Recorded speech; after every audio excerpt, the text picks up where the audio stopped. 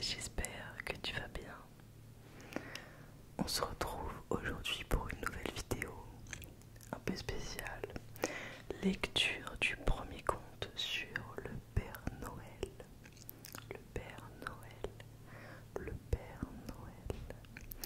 Alors c'est un conte qui a été écrit par Clément Clark Moore, qui a été publié pour la première fois dans un journal à New York en 1823. En 1823. Alors je prends du coup ce compte du site ambiance-noël.fr. Si vous voulez la regarder, il y a plein de coloriages de Noël, de recettes de Noël, d'animation, de décoration de Noël, des idées de cadeaux, bref, il y a plein de choses. Si vous voulez voilà lire des petits contes de Noël, vous pouvez sur ce site. Alors c'est parti pour la lecture. Le conte de Noël, le premier conte du Père Noël. Alors cette vidéo est plutôt axée du coup pour les enfants. Après bien sûr les adultes peuvent aussi écouter bien sûr, mais je sais que ça devrait être du coup plutôt envers les enfants. Alors c'était la nuit avant Noël. Dans la maison tout était calme. Pas un bruit, pas un cri, pas même une souris. Les chaussettes bien sages, pendues à la cheminée, attendaient le Père Noël. Allait-il arriver? Les enfants, blottis dans leur lit bien au chaud, rêvaient de friandises, de bonbons, de gâteaux. Maman sous son fichu et moi sous mon bonnet, et vous prêts à dormir toute une longue nuit d'hiver. Dehors, tout à coup, il se fit un grand bruit. Je sautai de mon lit, courais à la fenêtre, j'écartai les volets, j'ouvris grand la croisée. La lune sous la neige brillait comme en plein jour. Alors parut, à mon regard émerveillé, un minuscule traîneau et 8 tout petits rennes, conduit par un bonhomme si vif et si léger qu'en un instant je sus que c'était le Père Noël.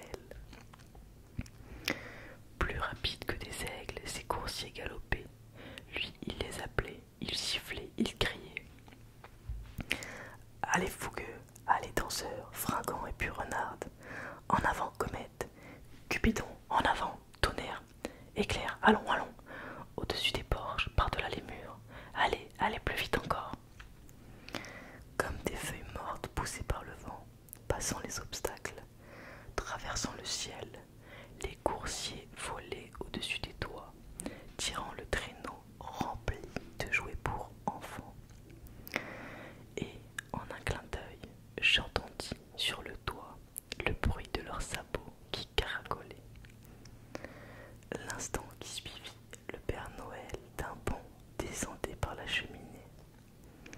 Il portait une fourrure de la tête aux pieds, couverte de cendres et de suie, et sur son dos il avait une note pleine de jouets, comme un colporteur avec ses paquets. Ses yeux scintillaient de bonheur, ses joues étaient roses, son nez rouge cerise. On voyait son petit sourire à travers sa barbe blanche comme neige.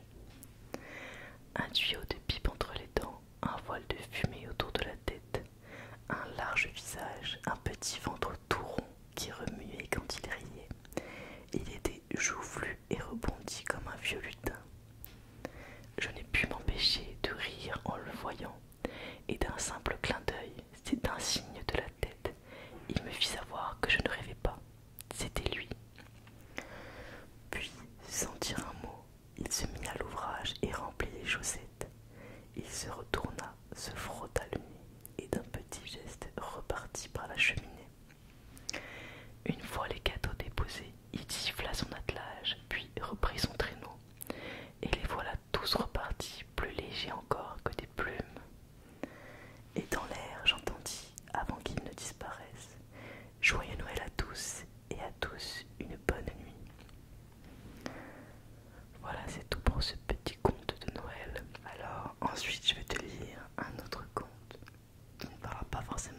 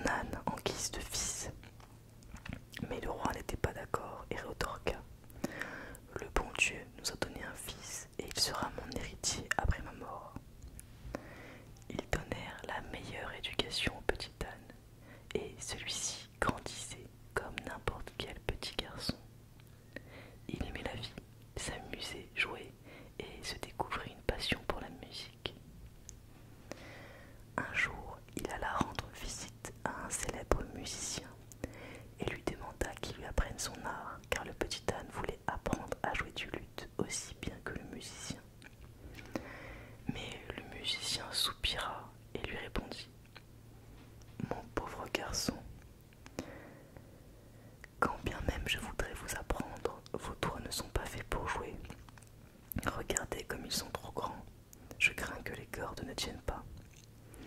Mais le petit âne était tenace et était bien décidé à jouer du luth. Et il finit par y arriver. Il était si assidu et appliqué dans ce qu'il faisait qu'il avait appris à jouer aussi bien, voire mieux que son maître. Un jour, alors que le petit âne se promenait, il arriva jusqu'à un puits et, dans le reflet de l'eau, il vit sa tête. Il fut si attristé par son portrait qu'il s'en alla et ne prit avec lui que sa lutte, son fidèle compagnon. Il marcha pendant des jours durant et finit par arriver dans un royaume où un vieux roi régnait. Il avait une fille qui resplendissait de sa beauté. Le petit âne décida de rester ici quelque temps et frappa à la porte du château en criant « Ouvrez-moi pour que je puisse rentrer ». Mais la porte ne s'ouvrit pas et le petit âne décida de s'asseoir et il prit son luth pour en jouer. Le portier, en entendant cette merveilleuse musique, courut l'annoncer au roi. « Devant la porte de votre château, il y a un petit âne qui joue du luth, et jamais je n'ai entendu une aussi belle mélodie. » Le roi ordonna au portier de faire rentrer le petit âne. Quand le petit âne entra dans le château, tout le monde se mit à rire de lui, puis lui recommandèrent d'aller en bas chez les gens de service. Mais le petit âne protesta. « Quel culot! Je ne sors pas d'un vulgaire étable, je descends d'une famille noble. »« Si tu es noble, lui dirent-ils, va donc t'asseoir avec les soldats. » Le petit âne refusa. Il voulait s'asseoir avec le roi. Le roi rit, mais comme il était de bonne humeur, il accepta sa requête. Ensuite, il lui demanda comment il trouvait sa fille, et l'âne tourna la tête en direction de la princesse et la regarda de la tête aux pieds et dit au roi : « De toute ma vie, je n'ai jamais vu une telle beauté jaillir d'une personne. » Le roi ordonna au petit âne de s'asseoir à côté de sa fille. Le petit âne s'exécuta sans attendre. Il mangea et but à ses côtés, avec de très belles manières, dignes d'une famille de nobles. Et le petit âne resta un long moment à la cour du roi. Mais un jour, triste et la tête baissée, il se présenta devant le roi et lui demanda l'autorisation de partir de son château. Mais le roi s'était habitué à son petit âne. De plus, il l'appréciait énormément. Ne comprenant pas son départ soudain, le roi questionna le petit âne. « Qu'as-tu, mon petit âne? Ne te plais-tu pas ici? Reste donc chez moi, je te donnerai tout ce que tu désires. Je te donnerai tout ce que tu désires.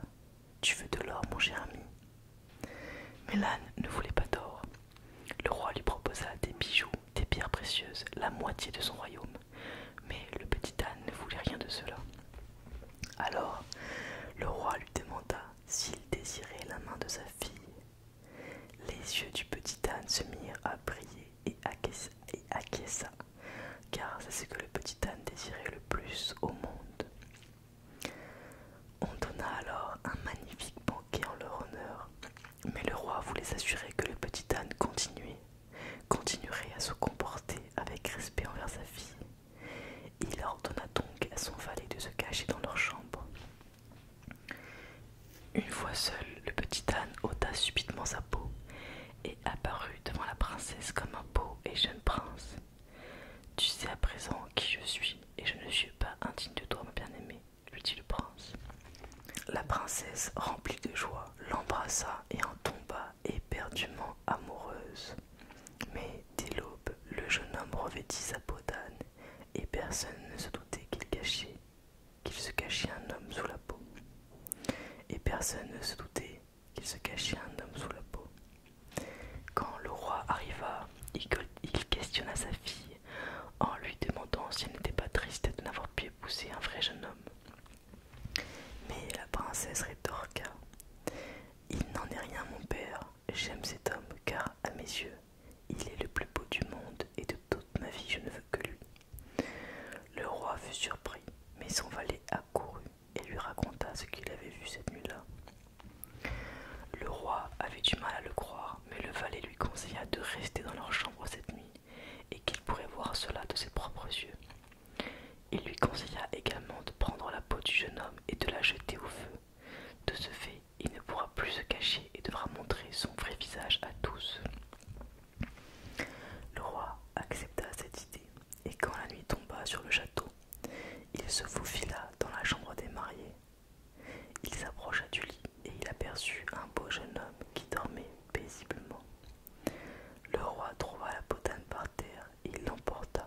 et jeta dans un feu la peau du jeune homme. À l'aube, quand le jeune homme se réveilla, il ne trouva pas sa peau, et en fut horrifié et décida de fuir. Il sortit de la chambre, mais il tomba nez à nez avec le roi. Et le roi lui demanda: Où vas-tu, mon cher fils? Que veux-tu faire dehors nu comme un ver? Reste donc ici, je te donnerai la moitié de mon royaume, et quand je serai mort, tout mon royaume t'appartiendra et tu seras le seul maître de ce pays. Quand le roi mourut, l'année suivante, le jeune garçon hérita de son royaume